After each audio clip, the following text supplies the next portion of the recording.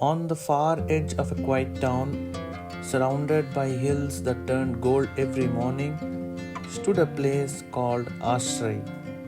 It wasn't grand, no glass doors or marble floors, just a modest building wrapped in calm. But for those who walked through its gates, Ashray wasn't just a rehabilitation center. It was where lost lives quietly began again. And this is the story of Ayaan Mishra, a boy who had everything, lost it all, and found something far greater.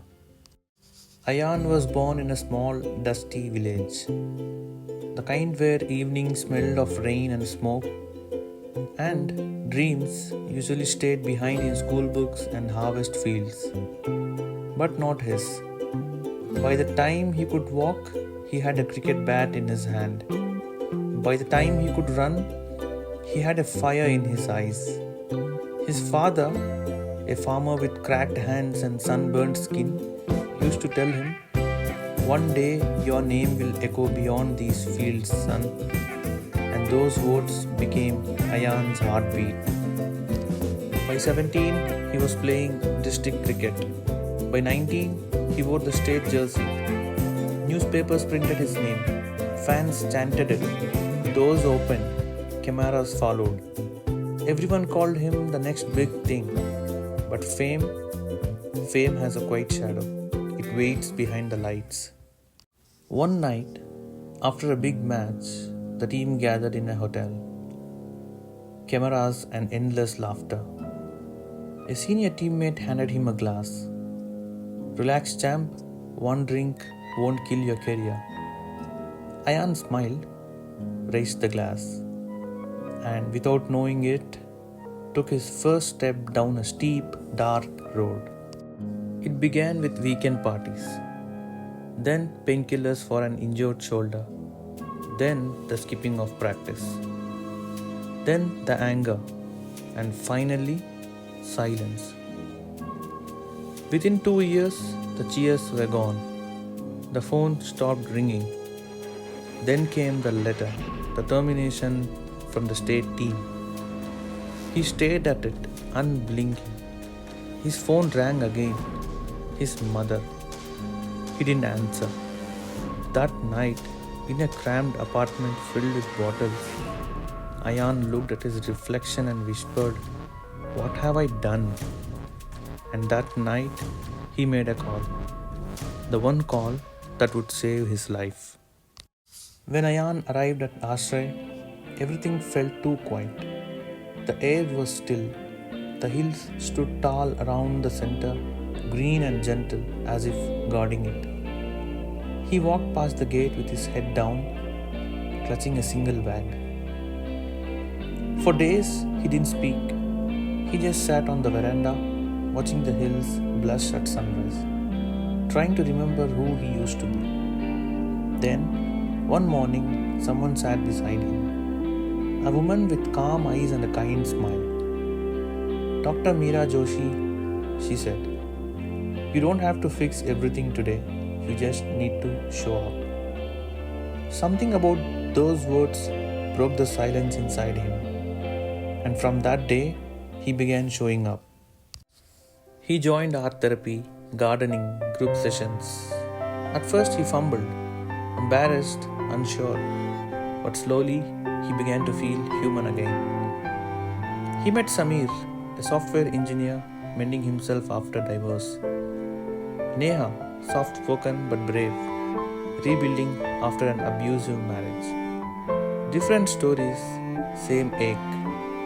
And for the first time, Ayaan realized he wasn't alone. One morning, during gardening therapy, he worked beside Major Verma, an ex-army officer with an injured leg and a laugh that could fill a field. The major pressed soil around a marigold and said, "You know, this soil forgives everything. Every time you plant something, it says, 'Try again.'" Ayaan looked at the tiny orange flower swaying in the wind and murmured, "Maybe I need that kind of forgiveness too. The major smiled, then planted sun every day. Weeks later, Ashray held an open mic night. The hall was small, lit with fairy lights. Ayaan's hand trembled as his name was called. He stepped up to the mic, unfolded a page, and began to read his poem. They cheered when I won, but where were they when I cried? I found new friends in silence, in the garden, in the sky. Silence filled the room.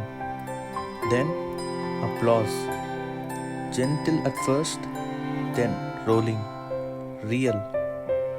And for the first time in years, Ayaan smiled without shame.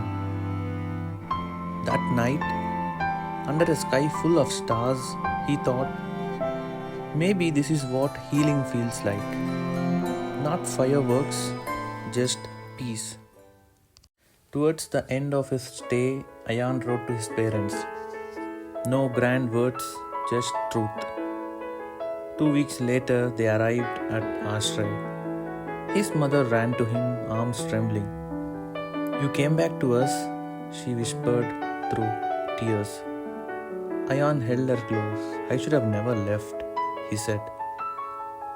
His father, quiet as always, placed a hand on his shoulder and said, You have already started your comeback. When Ayaan left Ashray, he didn't go back to the cities or stadiums. He went home, back to the village that had once taught him how to dream. He started a small cricket academy for kids who couldn't afford one. The field was rough, the gear second-hand, but the laughter priceless. He taught them not just to play, but to fall and rise again. Don't fear failure, he would say. It's just another bowler. Learn this pattern and then hit your shot. He began visiting schools, talking about addiction, pressure, and courage. And once every month, he returned to Ashray, not as a patient, but as a mentor. He would sit on that same veranda where he once sat silent and broken. New faces would join him, scared, uncertain. And Ayaan would tell them, You're not your worst mistake. You're the story you write after that mistake. Some would nod, some would cry, but he knew they had begun their own innings. Years later, one golden evening, Ayaan stood at the edge of his cricket ground, watching his students play. The hills behind the field glowed orange. The wind carried laughter. He smiled and said to himself, I showed up. Because the greatest victory of life wasn't on the scorecard. It was right there, in his quiet heart. And that's what Ashray taught him. That strength isn't always loud. Sometimes it's in showing up quietly every single day to heal. Because the game isn't over until you decide to stop playing. The second innings, the game isn't over.